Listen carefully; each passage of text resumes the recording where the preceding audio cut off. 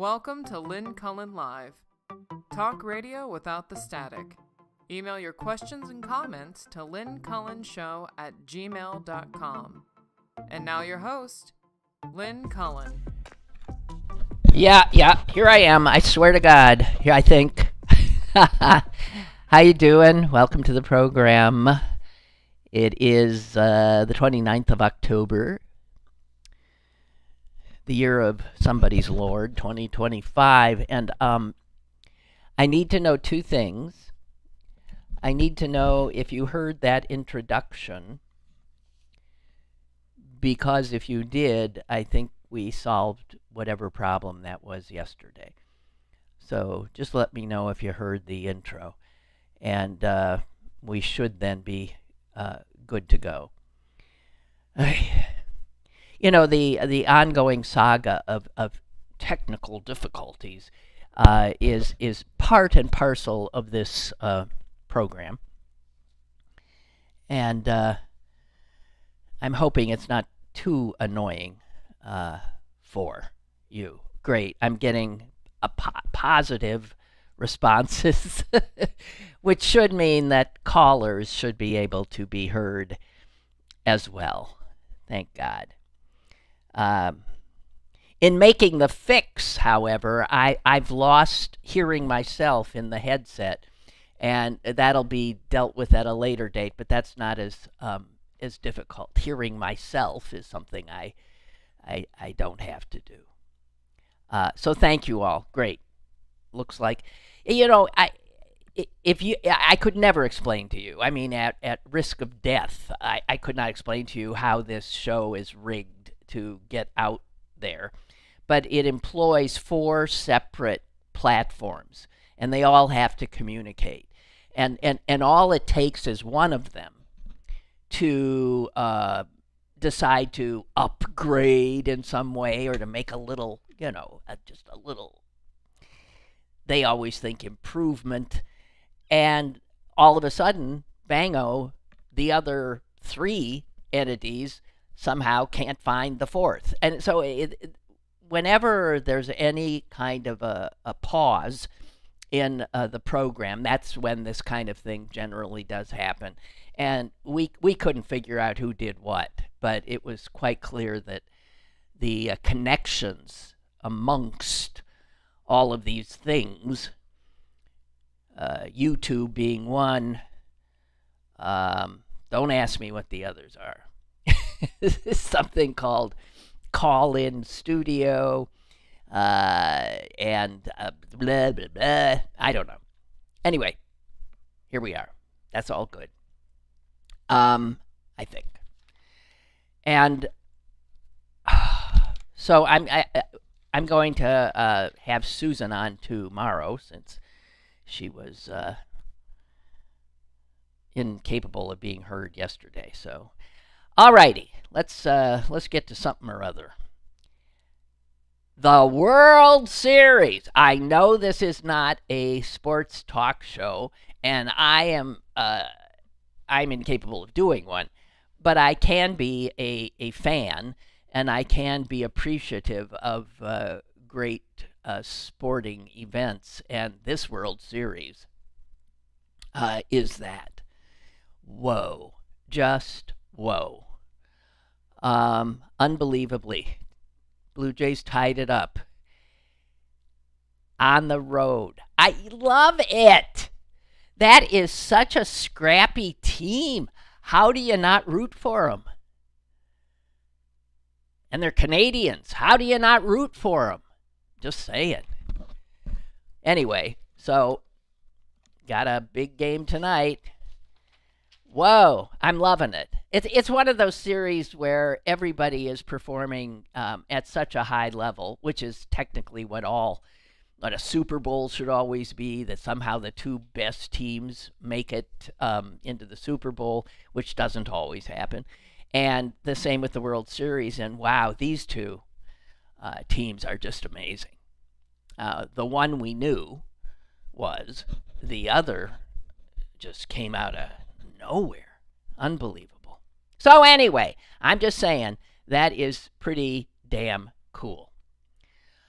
Um, I'm always denigrating technology and AI and all of that, but I have to say that I woke up this morning and a question occurred to me. I guess it had been bothering me for some time. And I realized that all I had to do was, I still Google, was ask Google for the answer. And I thought, this is the kind of thing where it is pretty amazing that, you're really wondering about something. And the answer is so close at hand. That can be pretty wonderful. What I was wondering about had to do with this hurricane. And I didn't realize it was bothering me so much, but I guess it was, if that was the first thought that came to me when I became conscious. But I had read, and perhaps some of you did, a beautifully written piece by a meteorologist who got a ride into the eye of this hurricane. I just don't think a hurricane should be named Melissa. That's not a hurricane. That's not a good one. It just doesn't sound right. Anyway, he got a ride into the eye and was able to write a piece about what he experienced and what he saw that was just incredibly evocative and at times nearing poetic, and it just really a beautiful piece. I think it was in the Washington Post.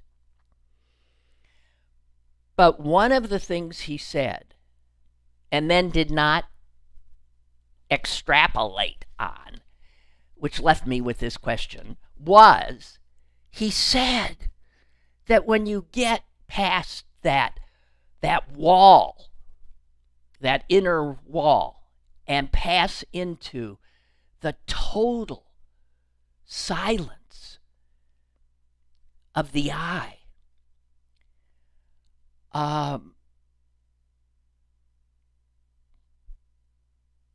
there are birds. There are birds that got trapped inside the eye of the hurricane. Now that eye could be 10 miles long? I mean, it can be. I mean, they're big. It's a big hunk of sky, but there's no way out of the eye because a bird can't get through. At that wall is where the hurricane's intensity is most felt. It cannot be breached. And it just blew my mind that so inside that hurricane, with the blue sky and the quiet, are birds that somehow have become caged inside this moving, roiling monster, natural monster. And he didn't say what happens to him. And I didn't realize I was wondering as much as I must have been, because I read that piece a day or two ago, and I woke up this morning and thought, but what happens to the birds? What happens to the birds inside the eye? And all I could imagine is that they die of exhaustion because there's no respite. They can't land anywhere. They can't.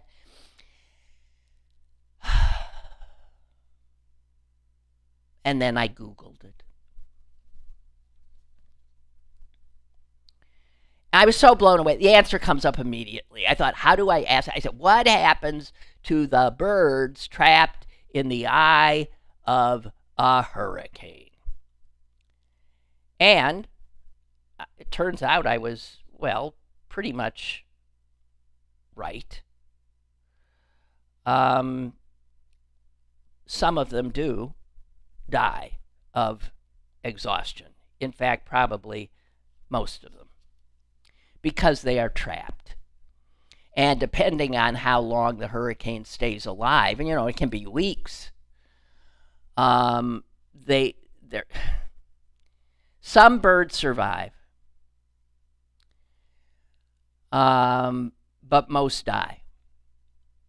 And they do. They die from exhaustion.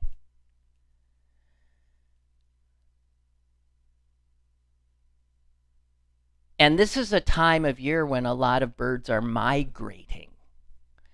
And they are migrating over the very places that these hurricanes form. And because they're migrating, some of them that survive this ordeal end up in places that they sure as hell were not intending to end up in, and where their type of bird has rarely been seen. And so they say that because of birds being trapped in the eye of a hurricane, it can lead to sightings of birds so far away from their natural habitats that it puzzles folks. So, wow. They die from lack of food, water, or simply exhaustion. And the ones that survive because they somehow manage to hang in there until the hurricane starts to dissipate, makes landfall, and then they have a frightening opportunity to break through the wall. So that's what I found out this morning from the wonders of technology. Bring us your questions, any questions you may have, and we will have the answer in a split second. Not that I think that's a good idea. Have I told you ever about the friend of mine? This has to be now maybe 10, 15 years ago. Maybe, I don't know. When did we start assuming we could get the answer to anything we wanted at the, drop of a hat? Is it the drop of a hat? Whatever. Anyway, she said to me, I just don't think this is good for our brains. That we don't have to ferret out answers. That they're immediate. Because throughout human history, we've always had to use our brains more. And even our feet. You had to get up off your ass, get yourself to a book, an encyclopedia, the library, something, and try to find the answer. And she said that she was determined to force herself to do that. She said, I'm going to the library. I am not going to. And I remember laughing, understanding, but laughing, and also assuming that that wouldn't last long. And of course it didn't. But yeah, I do think we lose so many opportunities to exercise our brains. I mean, have you ever forgotten your phone, right? And maybe you're traveling, so you don't have your GPS. Oh my God! And you get lost. Well, that used to happen all the time.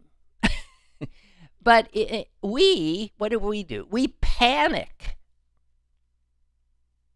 Because we're so unused to finding our way through our own resources. And whatever. I know I'm a Luddite. What can I do? Okay, so anyway, those were the two things that I really wanted to share with you. Were the World Series, even if you're not a baseball fan, and birds stuck. There are birds stuck in the eye of that hurricane.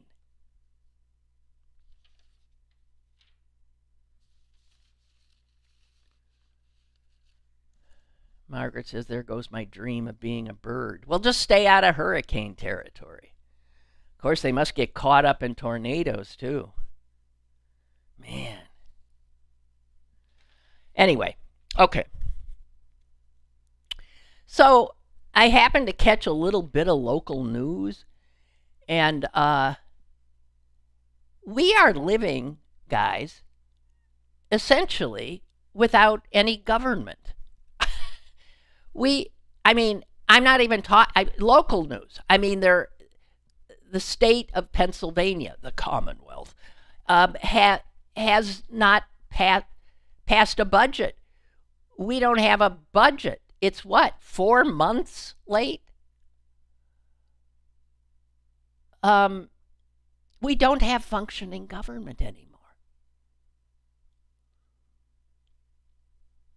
I know who I'm blaming, because I pay attention. I'm blaming the guys who don't believe in government. I'm blaming the guys who have openly said that their intent is to dismantle government. And I guess we're about to find out what that's going to be like.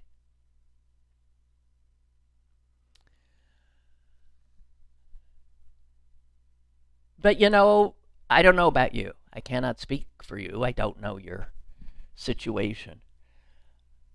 But for me, it's not bothering me much.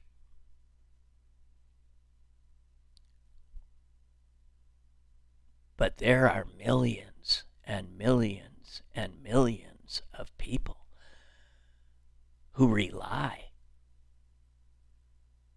on government programs that are not there,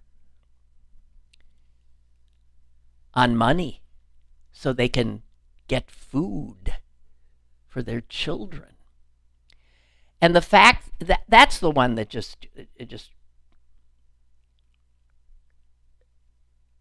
I cannot comprehend how heartless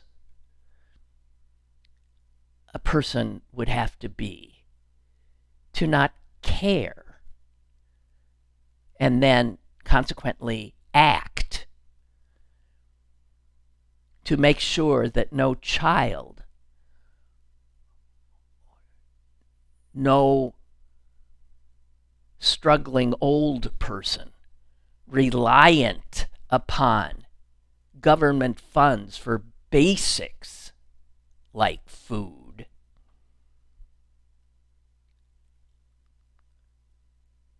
that in this richest nation on earth, that is even a possibility that so many could be without, is such a damning statement about us.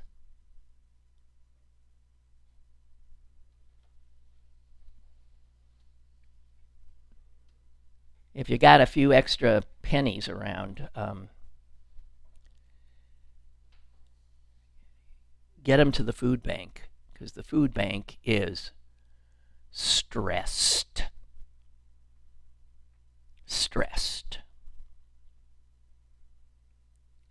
So we got no state budget, we got no federal government, we've got no functional, people's house. the legislative branch? None. And I guess some people whose lives just keep on going on, like, mine does, might, be able to say, well, see, who needs it? But I see more and more flights are being canceled. An extraordinary number of flights were canceled in Pittsburgh's airport the last few days, apparently. That's the kind of thing that will get people's attention. And those aren't poor people flying. That will touch those that in other ways are not touched by this kind of malfeasance. What blows my mind is that the Congress is still getting paid even as it creates a situation in which federal workers who are working are not getting paid.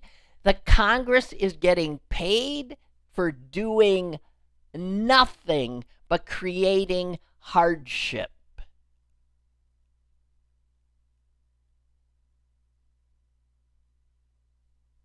Any one of those congresspersons who accepts their pay during this Republican-caused shutdown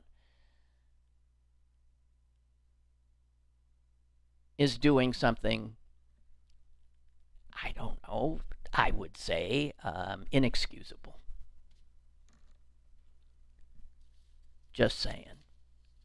Oh, wait. Gigi, who knows a bird, says, I was just going to mention to you that hurricanes and other big storms are events which bring birds to new places.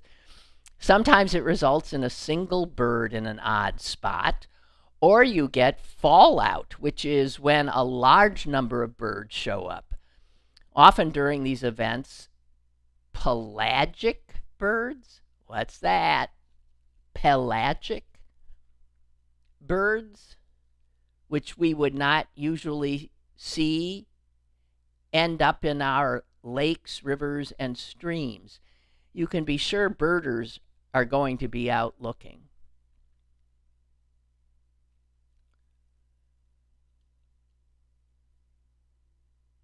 Wow.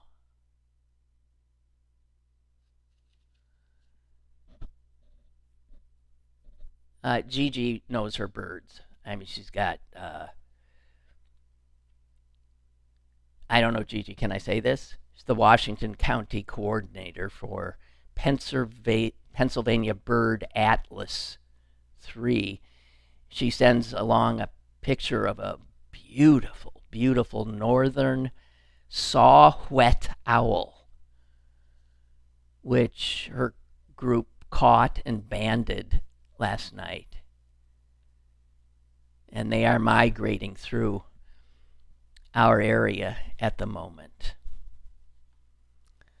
Oh, you know what? I am reading a book that is not for the faint of heart because it requires attention. It requires discomfort, and it is fascinating. And I've just begun it, and initially I thought, I can't do this, and now I'm thinking, you have to do this. It won a Pulitzer Prize. Some of you probably have read it. It's called, I never remember the names of books I'm reading. It's called The Overstory, I think. And for those of us who inhabit this world but know very little of it, its natural state, this is a book that the perspective of this novel, and it's a novel, is from the point of view really of trees, of the forest. It is done so brilliantly, and it forces you to stop being so, whatever the term is, for being human-centric. The fact that we look at this world and we do think it's ours. What delusion. And we think we're the narrator of its story. And this book puts us in our place. I'm barely into it, but it shows that next to the trees, we are nothing. But for the trees, we would not exist. And that fact alone. I saw a bumper sticker as I turned onto my street yesterday, and it's just apropos for what I'm saying. I mean, it said, maybe you've seen this, I never had before. The bumper sticker said, "Nature bats last."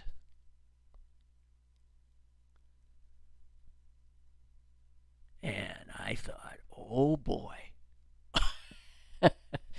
ain't that the truth? Nature bats last. Gigi writes back, pelagic birds are ocean birds. And ocean birds obviously are not meant to be in our lakes, in our rivers. What's the derivation of pelagic that it ends up meaning ocean bird? Well, I don't know. Do you ever realize how much you don't know? Do you ever realize that something like birds, how much you don't know and how much fascinating stuff there is to know, and the trees. I mean, just reading this book, the just information that I've gotten on a chestnut tree and its history. Just mind-blowing stuff. And we think we are such hot shit. Nature bats last.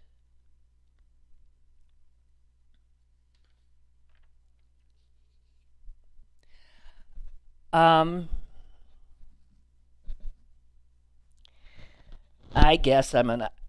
That pause you heard. That pause you heard is me being reluctant, loath to wade in to you know what. So let me evade it for just a little while. I've got a few other things I could sort of babble about. During my absence, people died. Not as a result, but there was one obituary that I had wanted to share, and 'cause it's a local person, and I just want to give him his due, because the obit that I saw, which was, I don't know, where did I see that? That was written by Chris Potter, who I miss a great deal. As you know, used to be the editor of Pittsburgh City Paper and would often appear on this program and share his prodigious brain with us and his wonderful sense of humor. And he wrote it, the obit that I have here in front of me. And I swear to God, I think I saw somewhere that it was said that the local papers, in as much as any of them exist, otherwise ignored the passing of this man.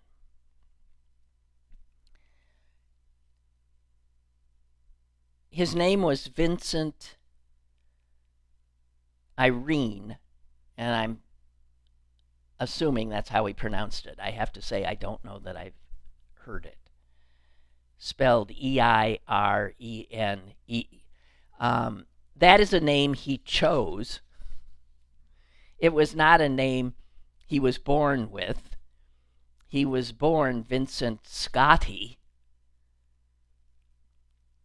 but he took the last name Irene from the Greek goddess who personified peace. And Vincent Irene spent his life working for peace. Yeah, that's a tough gig. But he did it in any way he could, and of course it made him an odd duck, an odd figure, an annoying figure, a guy who got arrested a lot. But I wanted to note this unusual life. I vaguely recall meeting him once simply as a reporter covering something, but I cannot say I knew him. He was inspired by the Catholic worker movement, which believes in doing the kinds of things that Jesus suggested we do, which was help the poor, feed the hungry, shelter the homeless, all the things that the people that purport to be Christians that we see so often in our country do not do.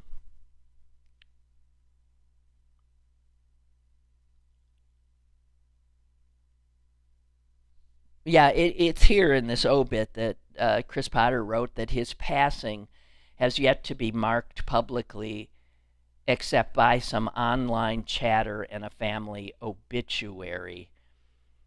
And that doesn't seem right for a man who spent his life trying to help people. But it is emblematic of our times that somebody who did that kind of work would be deemed unworthy of attention upon leaving this earth.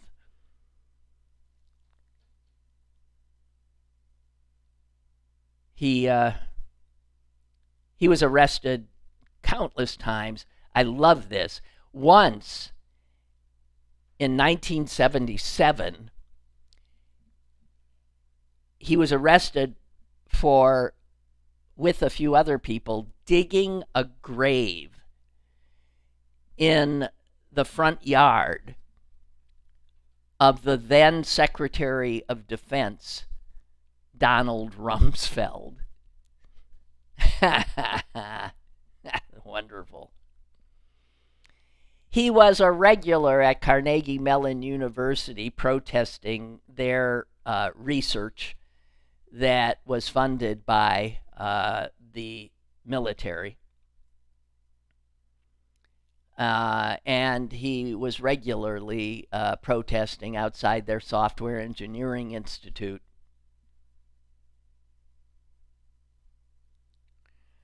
But Chris Potter points this out, and this is fascinating, that the CMU campus police, well, I don't know, you can say all of them, but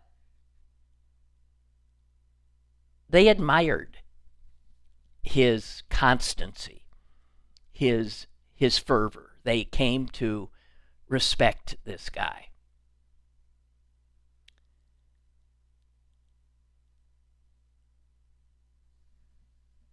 In fact, CMU's campus police chief was quoted in the Pittsburgh Press. Remember that? A long time ago. This is the CMU police chief. Vince's life has been committed to the anti-war and anti-nuclear movement. As long as we have the Software Engineering Institute, we'll have Vince. And that cop said that with admiration.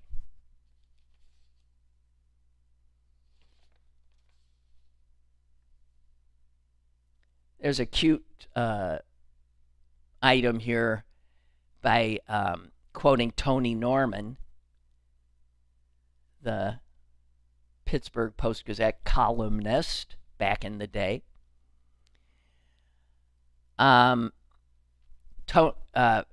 Tony said this: I'm choosing to remember Vince as someone who danced with angels, even as he stepped on everybody's toes. It's a great line. And then Tony went on to complain to Chris Potter that every time you were out with Vince, you ended up footing the bill. And Vince would say to him, hey, you get a regular paycheck. I'm one of the poor. But Tony said no one else I knew was as preoccupied with justice with a capital J.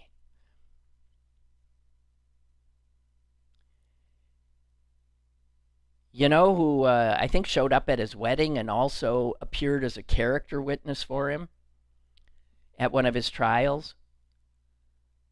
Martin Sheen, the actor. Martin Sheen. And Sheen, during that trial, said, millions of fellow Americans, including myself, are inspired and nourished by Vince's courageous example. So I wanted to note his passing. Fat Man D said he was the kind of Christian you wish more Christians would be.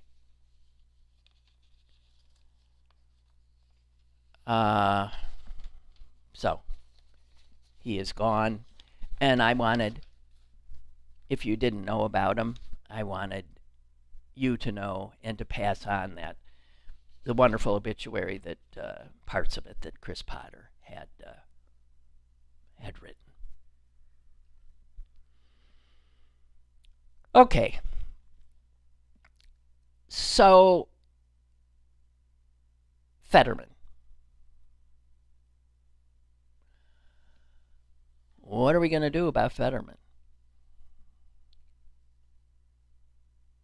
I suspect he's planning on getting reelected.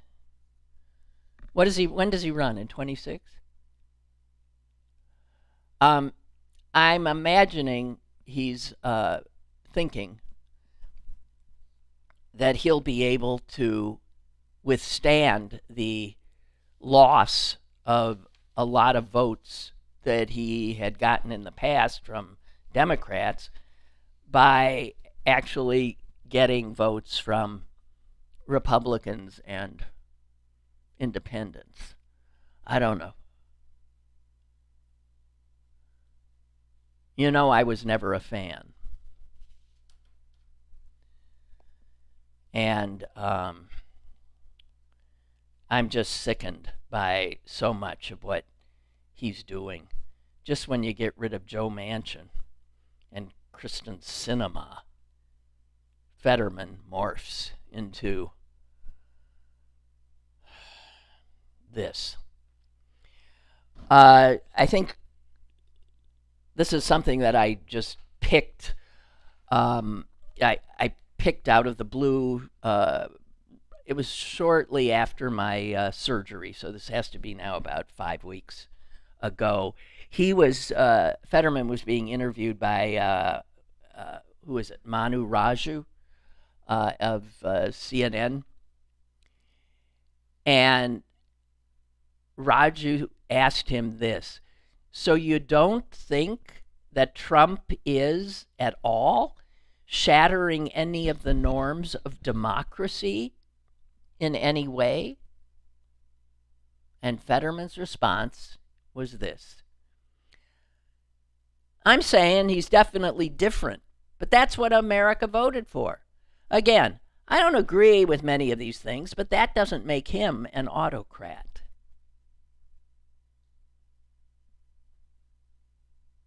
Isn't that something?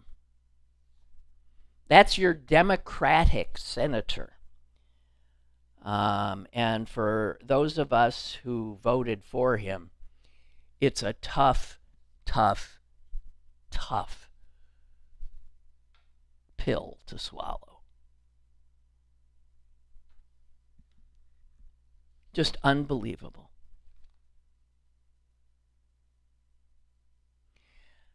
I want to draw your attention to the election next week.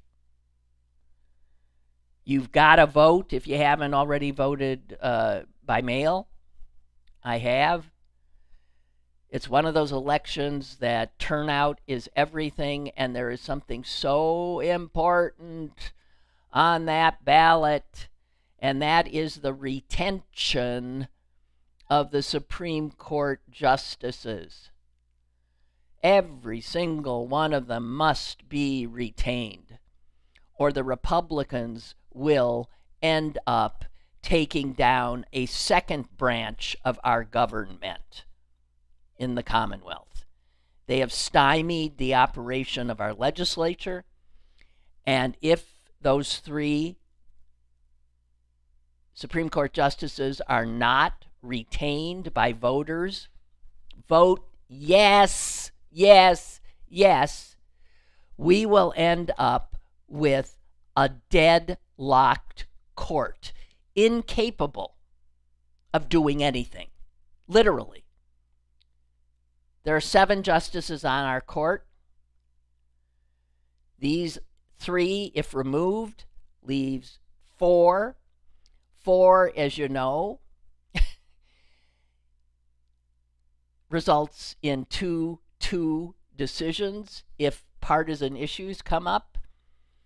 And they do, in fact, those justices are 2 Democrats and 2 Republicans, which is why you see these ads to vote no, to get them out. Those are Republican-financed ads because they want to literally deprive us of a functional court. Yeah, it's true. The governor can put forward replacements, but it's also true that the state Senate, controlled by the Republicans, has to sign off, and they will not. So we'd end up literally with no Supreme Court for 2 years until the next election in 26. You've got to vote. You've got to drag everybody and anybody you know out to vote. Also, you've got to know that the Supreme Court retention on the ballot is on the back of it or on the last page. It's one of those things you can easily miss, even if you do go vote. And while you're at it, there's other judges in other courts also up for retention. And I'm telling you, vote yes, yes, yes, yes, yes. And do not fail to vote. This is being watched nationally. I have a friend who lives in Boston who I happened to see when I was in Green Bay for my mom's funeral. And I was stunned when she said to me, "Are you going to be able to retain your justices?" And I was stunned that I said, "You know about that?" Because I would bet most Pennsylvanians don't really have a sense of the import of that. So just saying, okay?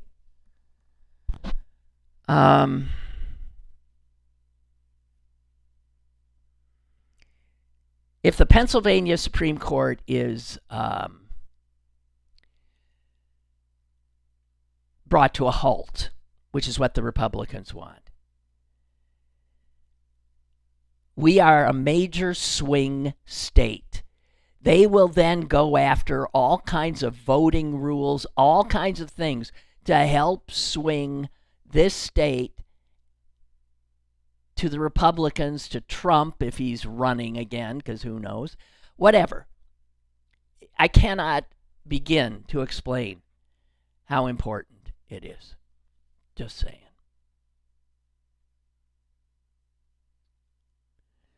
Jonathan writes, Vincent Irene was one of those Pittsburgh characters, right, whose name you might not know, but when you see his picture, you'll immediately recognize him. And Russ Belt says, yeah, I would see Vince at pretty much every anti-Iraq war protest in the early 2000s in Pittsburgh. He was from Vietnam on. And it wasn't just that. He took in the homeless. He provided shelter. He tried mightily to live the kind of life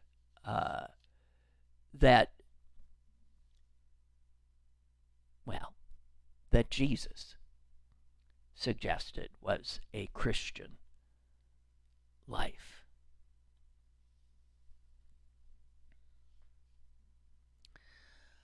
Oh, guys. So,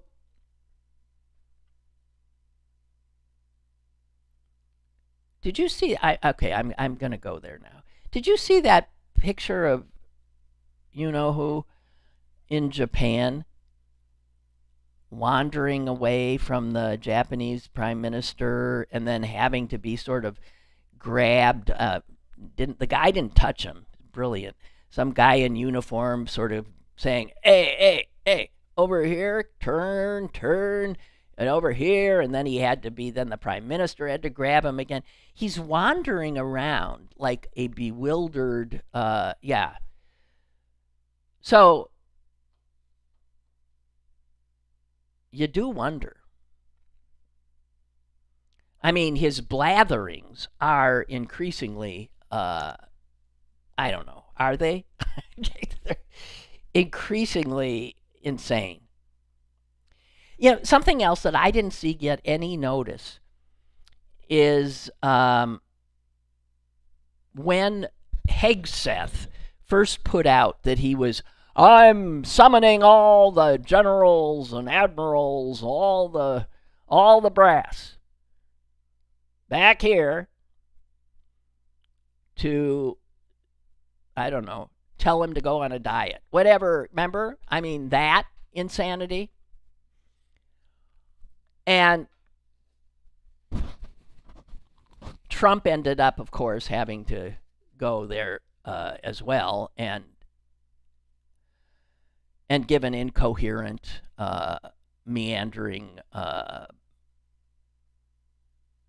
speech.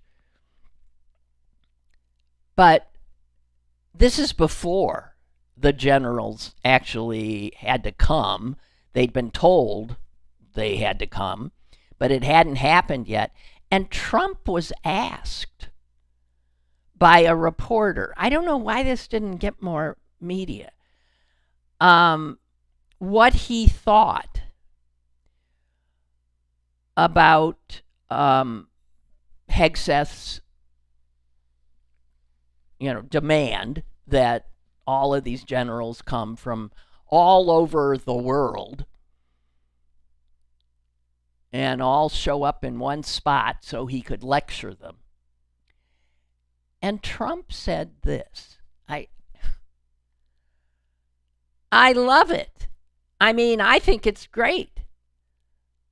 Let him be friendly with the generals and admirals from all over the world. You act like it's a bad thing? Isn't it nice that people are coming from all over the world to be with us.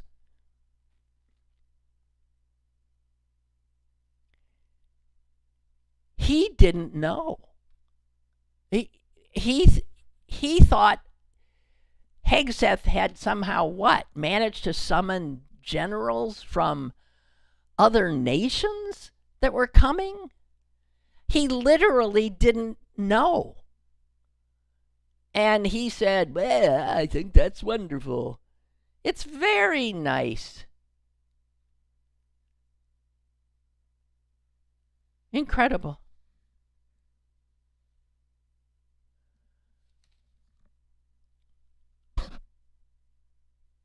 This is our president in his speech to the generals, who I think at that point he realized were the same generals that he was the commander-in-chief of. And he said this: I'm very careful. You know, when I walk downstairs for like a month, stairs, like these stairs, I walk very slowly. Nobody has to set a record. Just try not to fall, because it doesn't work out well. A few of our presidents have fallen, and it became a part of their legacy. We don't want that. You walk nice and easy. You don't have to set any records. Be cool when you walk down, but don't pop down the stairs. So one thing with Obama, I had zero respect for him as a president, but he would bop down those stairs. I've never seen it. Da-da, da-da, da-da, da-da, da, bop, bop, bop. He'd go down the stairs. Wouldn't hold on. I said, wow, that's great. I don't want to do it. I guess I could do it, but eventually bad things are going to happen, and it only takes once. But he did a lousy job as president. A year ago, we were a dead country. We were dead.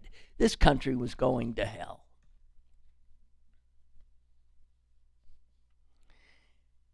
That's the President of the United States.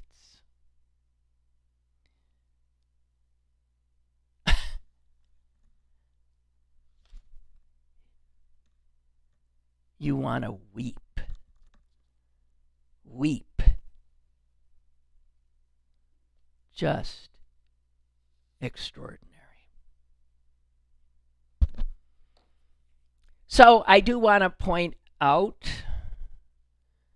that, why am I getting a buzz here?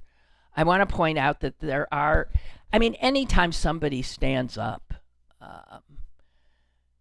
even fucking Mick Jagger, is that any big deal? It isn't really, right? Mick Jagger telling Bezos, hey, you fuck, what?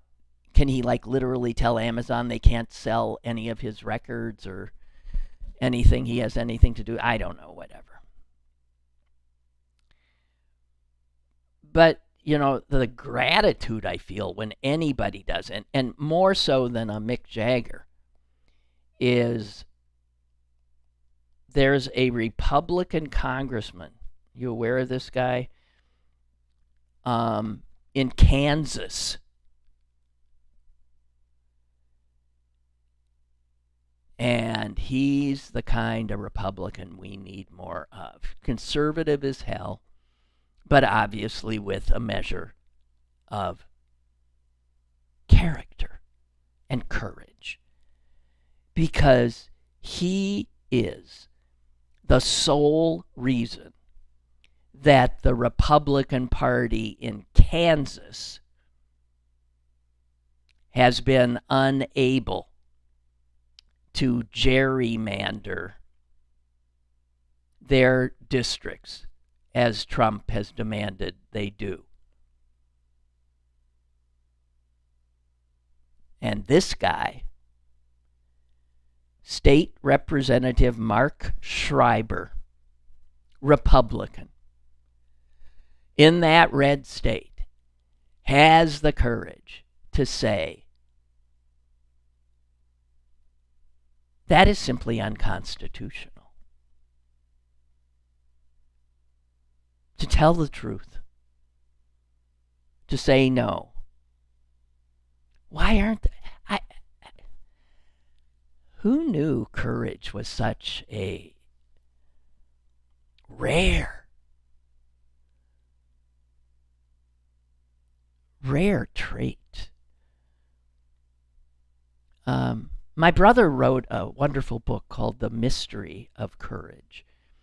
And he started out writing, he wanted to write a book on cowardice. And the more he looked into cowardice, he kept bumping into accounts. Well, what he saw, I should never speak for my brother, was that the line between courage and cowardice was so fine. He talked about one soldier during the Civil War who every time they had to line up for battle, the guy would do it, and then, if the command came, charge, he'd run. He'd take off in the other direction.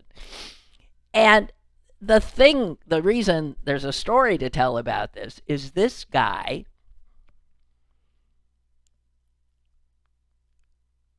after he ran returned to face what he would assume would be his murder, because deserters were killed. And he returned. And somehow the people in his, that was in his, he said, I didn't mean to, it just happened, and I know, and please, I won't do it. Anyway, he did it again. They didn't kill him. They gave him another chance. He ran again. He came back again. He ran again. He came back again. I can't remember how many times.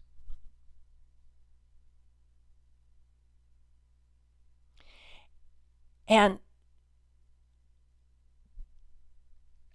there's that line.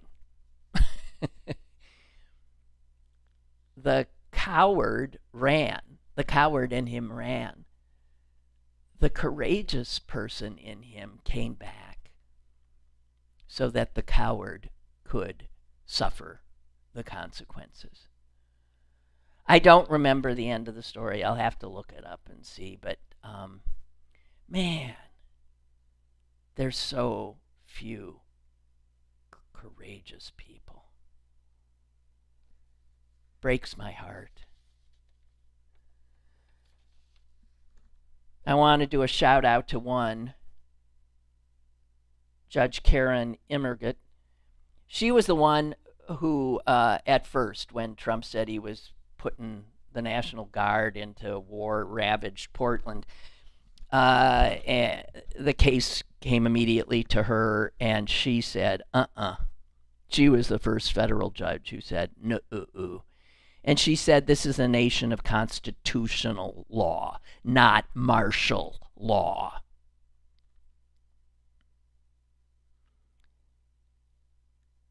And the thing about her is she was a Trump appointee. She served under Ken Starr. She went after Bill Clinton.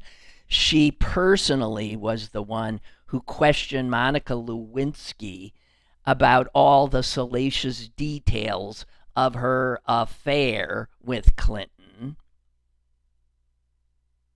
All the things that were later called so salacious, the blue dress, on and on and on.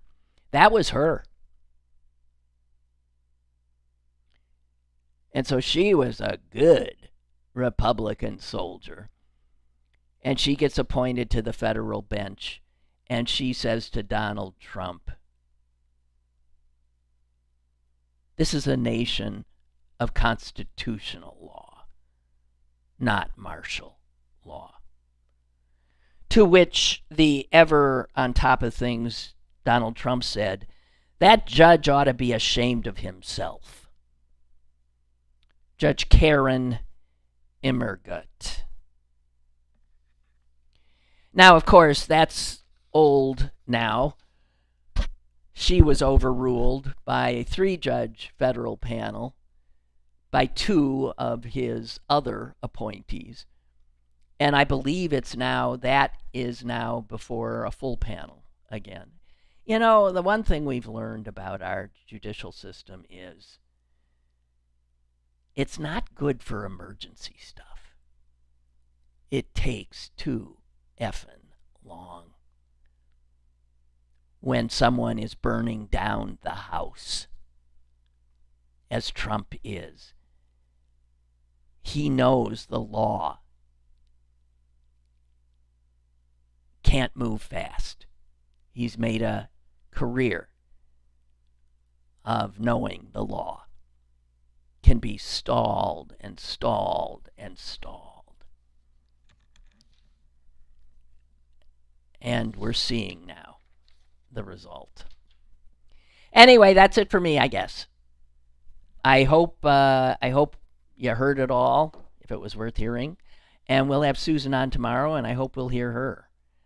Can only try. Can only try. Let me see if I can get this outro working. Yeah. Come on, baby. Come on, baby. Come on, baby. Come on. Yes. Lynn Cullen Live. Yes. Monday through Thursday from 10 a.m. to 11 a.m. and archived at pghcitypaper.com. The opinions expressed on Lynn Cullen Live are those of the host and do not necessarily reflect the viewpoints of Pittsburgh City Paper or its advertisers. There's an understatement.